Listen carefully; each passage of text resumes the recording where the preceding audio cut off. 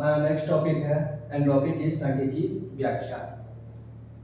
और ये जो या फिर इसे हम लोग कहते हैं बोल्ट्जमैन का एंट्रोपी प्रायिकता संबंध। अभी पिछले क्लास में हम लोगों ने देखा कि ऊष्मागतिकी साम्यावस्था को सांख्यिकी के अनुसार हम लोग कैसे इंटरप्रेट करेंगे, ठीक है, उसकी कैसे व्याख्या करेंगे। अब हम लोग आज के टॉपिक में हम लोग ये जानने की कोशिश करेंगे कि जो एंट्रोपी होता है हम लोग का, जिसका डेफिनेशन हम लोग को सेकंड लॉ ऑफ थर्मोडायनामिक्स से मिलता है, एंट्रोपी को हम लोग सांख्यिकी में किस प्रकार रिप्रेजेंट कर सकते हैं, ठीक है। और ये जो संबंध है जो हम लोग का एंट्रोपी होता है वो ऊष्मागतिकी प्रायिकता पर निर्भर करता है, ठीक है। और ये ऊष्मागतिकी प्रायिकता और एंट्रोपी में जो संबंध दिया था ये बोल्ट्जमैन ने दिया था। सन 1996 में इन्होंने अपना संबंध दिया था जिसे बोल्ट्जमैन का एंट्रोपी प्रायिकता संबंध कहते हैं। यहाँ पे नोटेशन W यूज किया हूँ क्योंकि बुक में जो आरबी गोयल की बुक में नोटेशन W ही यूज किया गया है। अभी तक जो हम लोगों ने पढ़ा था ऊष्मागतिकी प्रायिकता उसे हम लोग ओमेगा से रिप्रेजेंट करते थे, ठीक है। तो नोटेशन पे मत देखिए, यहाँ पे ये जो W होता है वो ऊष्मागतिक प्रायिकता ही होता है। बोल्ट्जमैन ने जो नियम दिया था उसके अनुसार किसी निकाय में परिवर्तन इस प्रकार होते हैं, ठीक है। जो थर्मोडायनामिक चेंज होते हैं किसी निकाय में परिवर्तन इस प्रकार होते हैं कि वह सार्वधिक प्रसंभाव्य अवस्था ग्रहण करे, जो कि सार्वधिक एंट्रोपी की भी प्रायिकता होती है, ठीक है।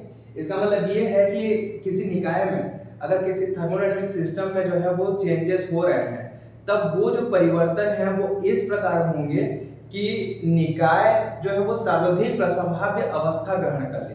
मतलब वो निकाय में परिवर्तन होने के बाद जो लास्ट में जो हम लोग को रिजल्ट मिलेगा, जो लास्ट में हम लोग को जो निकाय की जो अवस्था मिलेगी वो सार्वधिक प्रसंभाव्य अवस्था होगी, ठीक है। और यही ये जो है सार्वधिक एंट्रोपी की भी अवस्था होती है, ठीक है।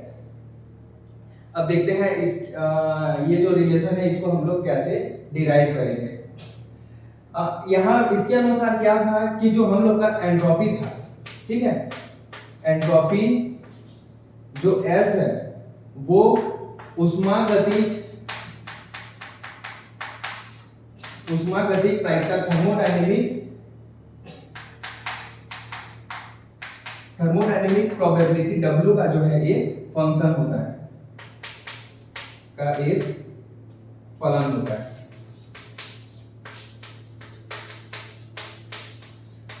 यानी कि हम लोग एंट्रोपी S को थर्मोडायनेमिक प्रायिकता W के एक फलन के रूप में लिख सकते हैं, जहां पे F जो है एक फलन है और इस फलन F का जो नेचर है ये हम लोग को ज्ञात करना है। अभी जो है इसी को हम लोग निकालेंगे, ठीक है, कि ये फलन F आखिर क्या होता है, ये S जो है ये W से किस प्रकार रिलेटेड है।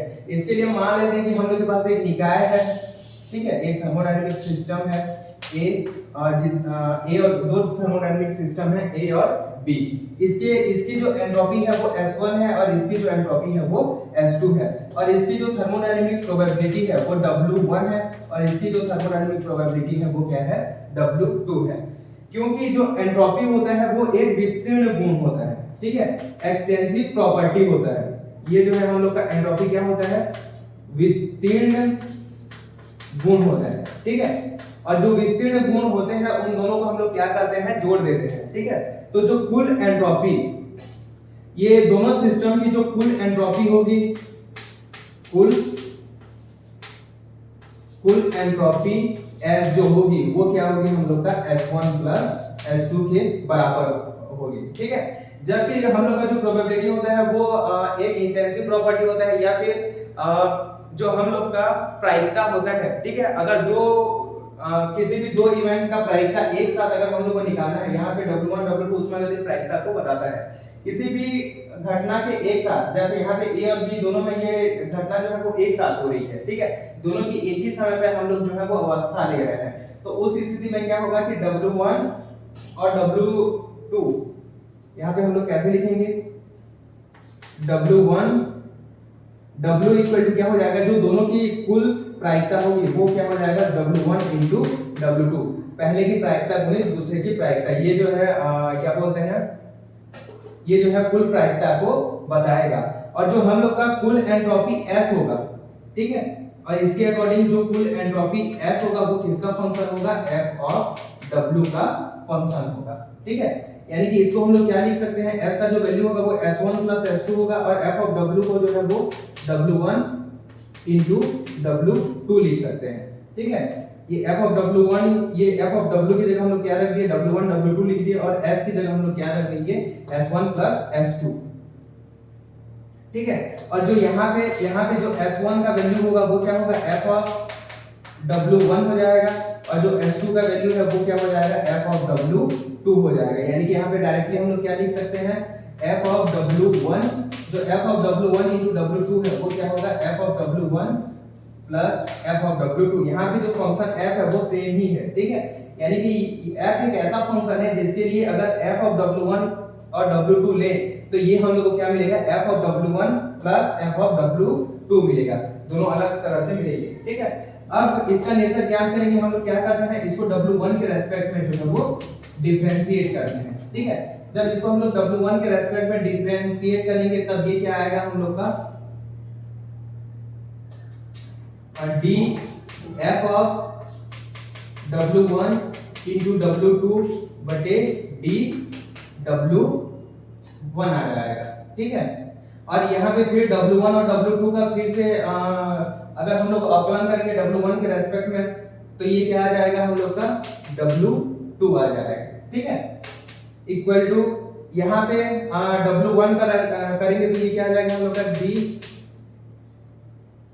df w1 अपॉन dw1 आएगा और ये क्या आ जाएगा, ये जो टर्म है हम लोग का 0 आ जाएगा। ठीक है, w2 जो है वो w1 से इंडिपेंडेंट है तो इसका w1 के रेस्पेक्ट में जो अवकलन है वो 0 हो जाएगा। ठीक है, इसी को हम लोग नोटेशन के फॉर्म में अगर लिखना चाहें तो इसको कैसे लिख सकते हैं, w2 f dash w1 w2 equal to क्या आ जाएगा, ये f डैश w, ये क्या है, w1 है। ठीक है, तो ये जो है f डैश w1 आ जाएगा। ठीक है, अगर सेम हम लोग किसके रेस्पेक्ट में करें, w2 के रेस्पेक्ट में, अगर इस इक्वेशन को अगर हम लोग w2 के रेस्पेक्ट में अवकलन करें तब हम लोग को क्या मिल जाएगा, w1 into f of w1 w2 equal to ये f डैश है, f डैश ऑफ w2 मिल जाएगा। ठीक है, ये इक्वेशन को जो है वो नंबर देते जाते हैं, ये हम लोग का पहला इक्वेशन है मान लेते हैं। ठीक है, ये हम लोग का दूसरा इक्वेशन, ये हम लोग का कोई तीसरा इक्वेशन है, हालांकि इसकी जरूरत तो नहीं पड़ेगी, ये मान लेते हैं हम लोग का क्या है, चौथा इक्वेशन है और ये हम लोग का क्या है, पांचवा इक्वेशन है।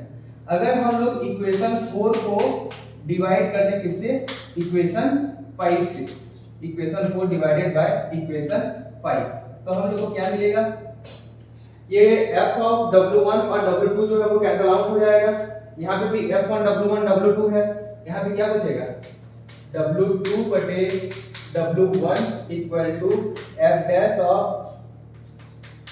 w1 upon f dash of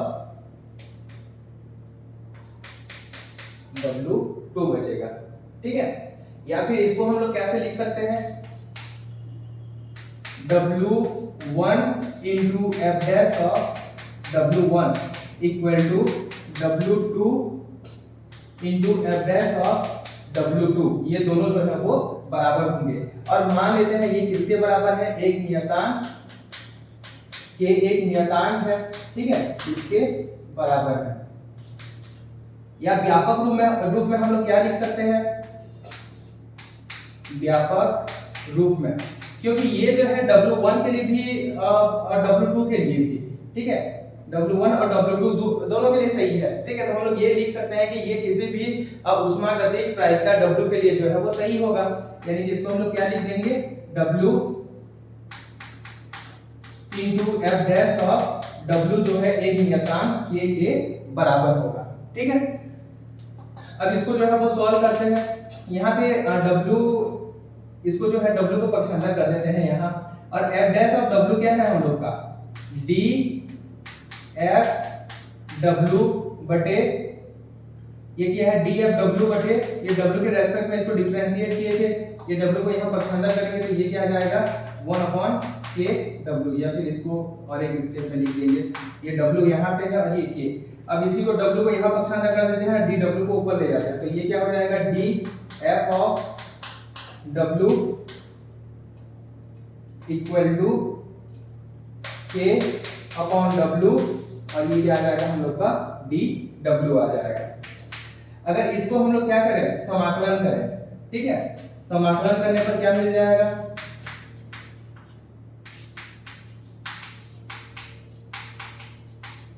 समाकलन करने पर जो हमको फंक्शन f ऑफ w, इसका समाकलन करेंगे तो f ऑफ w आ जाएगा, और ये 1/w, k तो कॉमन है बाहर आ जाएगा, 1/w का w के रेस्पेक्ट में अगर हम लोग अवकलन करेंगे तो ये क्या आ जाएगा, log नेचुरल log w आ जाएगा, ठीक है, प्लस एक नियतांक आ जाएगा, ठीक है, यानी कि, और ये जो f ऑफ w है ये क्या है हम लोग का, ये s है, यानी कि जो एंट्रोपी S है और ये W में हम लोग का क्या रिलेशन होगा, ये जो फंक्शन का फॉर्म हम लोग को मिल गया, इसका मतलब ये है कि जो S1 का वैल्यू होगा वो हम लोग का क्या होगा, एक नियतांक के यहाँ पे log E W1 प्लस एक नियतांक, ठीक है, और सेम S2 का वैल्यू क्या आ जाएगा, K log E W2 plus नियतांक, ठीक है। तो इस तरह से जो है हम लोग ऊष्मागतिक प्रायिकता W और जो एंट्रोपी S है उसमें रिलेशन निकाल सकते हैं। यहाँ पे जो नियतांक होता है कैलकुलेशन करने पर ये जो नियतांक का जो वैल्यू है वो हम लोग को 0 मिलता है, और हम लोग ये जो रिलेशन है इसे हम लोग किस तरह से लिखते हैं, F S equal to entropy S equal to log E of W, ठीक है। यहाँ पे W यूज किया गया है जिसे हम लोग सामान्यतः ऊष्मागतिक आवृत्ति कहते हैं, ठीक है, लेकिन यहाँ पे ऊष्मागतिक प्रायिकता की जगह यूज किया गया है, दोनों लगभग सेम ही होते हैं, ठीक है। कुछ निकायों के लिए जो है ये दोनों का जो वैल्यू है वो अलग आता है, बाकी बहुत आगे देखेंगे, ठीक है, जब क्वांटम सांख्यिकी पढ़ेंगे तब देखेंगे कि W और ओमेगा जो है वो थोड़ा सा अलग हो जाएगा, बाकी क्लासिकल केस में W और ओमेगा जो है वो लगभग बराबर रहते हैं, ठीक है। और ये जो है हम लोग का फेमस बोल्ट्जमैन का एंट्रोपी प्रायिकता संबंध है, ठीक है, यही हम लोग का क्या है, बोल्ट्जमैन का एंट्रोपी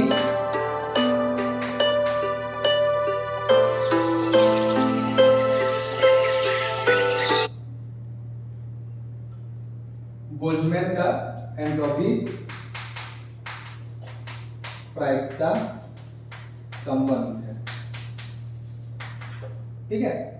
इसके अकॉर्डिंग जो, इसको हम लोग शब्दों में कैसे लिख सकते हैं, इसके अकॉर्डिंग E ऊर्जा पर किसी निकाय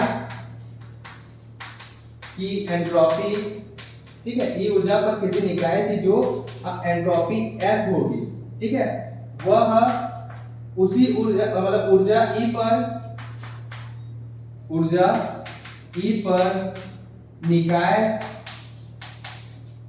के, ये जो ऊष्मागतिक प्रायिकता है, ठीक है, निकाय के ऊष्मागतिक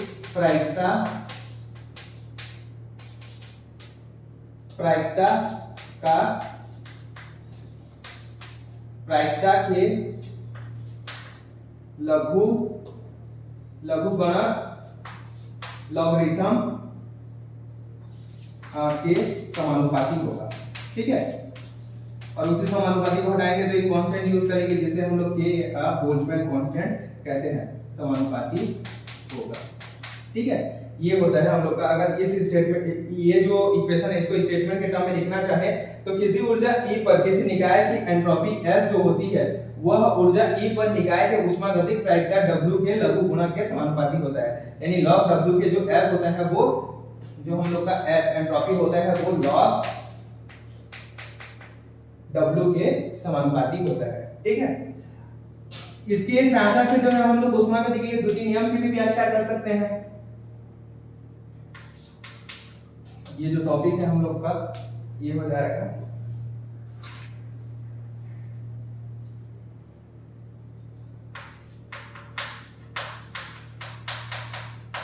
ऊष्मागतिकी के द्वितीय नियम, ठीक है, द्वितीय नियम की सांख्यिकी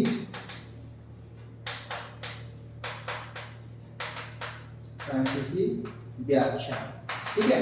ऊष्मागतिकी के द्वितीय नियम को हम लोग किस तरह से इस नियम के अकॉर्डिंग देख सकते हैं। देखो, जो ऊष्मागतिकी का द्वितीय नियम है वो हमें ये बता, एंट्रोपी की डेफिनेशन वहीं से मिलती है और वो ये बताता है कि अनुत्क्रमणीय जो उत्क्रमणीय प्रक्रम होते हैं उनके लिए जो एंट्रोपी होता है वो शून्य होता है, ठीक है। एंट्रोपी के टर्म में अगर हम लोग ऊष्मागतिकी का द्वितीय नियम देखें तो उत्क्रमणीय प्रक्रम के लिए जो एंट्रोपी में परिवर्तन होता है वो शून्य होता है, लेकिन अनुत्क्रमणीय प्रक्रम में हमेशा जो प्राकृतिक उत्क्रमणीय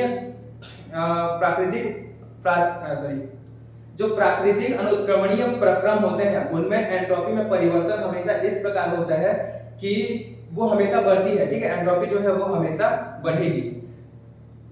उसका एग्जैक्ट स्टेटमेंट क्या था कि मतलब प्राकृतिक अनुत्क्रमणीय प्रक्रम में सभी परिवर्तन इस तरह होते हैं कि उस ब्रह्मांड की जो एंट्रोपी है वो बढ़ती है। डेल एस हम लोग इसी को क्या लिखते थे, del S is greater than equal to 0। ये जो इक्वल टू साइन आता था ये उत्क्रमणीय प्रक्रम के लिए आता था और अनुत्क्रमणीय प्रक्रम के लिए हमेशा डेल एस जो है वो ग्रेटर देन या डीएस जो है वो हमेशा ग्रेटर देन क्या होगा, 0 होगा, ठीक है। हमेशा जो है वो एंट्रोपी बढ़ेगा। उसी तरह से अगर हम लोग सांख्यिकी के टर्म में देखें, ठीक है, सांख्यिकी के टर्म में देखें तो जो ऊष्मागतिकी का द्वितीय नियम होगा वो क्या होगा, निकाय में परिवर्तन, यही, ठीक है, निकाय में परिवर्तन इस प्रकार होते हैं कि वह सर्वाधिक प्रसंभाव्य अवस्था ग्रहण करे, ठीक है। सभी परिवर्तन जो है वो इस तरह होंगे कि जो प्रोबेबिलिटी है हम लोग का क्या होगा, मैक्सिमम होगा, ठीक है। वहां पे जो है हम लोग का एंट्रोपी के टर्म में बोलते थे और ऊष्मागतिकी में जो द्वितीय नियम है उसको हम लोग ये प्रसंभाव्य अवस्था की प्रायिकता के टर्म में बोलेंगे, ठीक है। मतलब किसी निकाय में परिवर्तन इस प्रकार होंगे कि वह सर्वाधिक प्रसंभाव्य अवस्था ग्रहण करे, ठीक है। उसके बाद देखते हैं नेक्स्ट टॉपिक।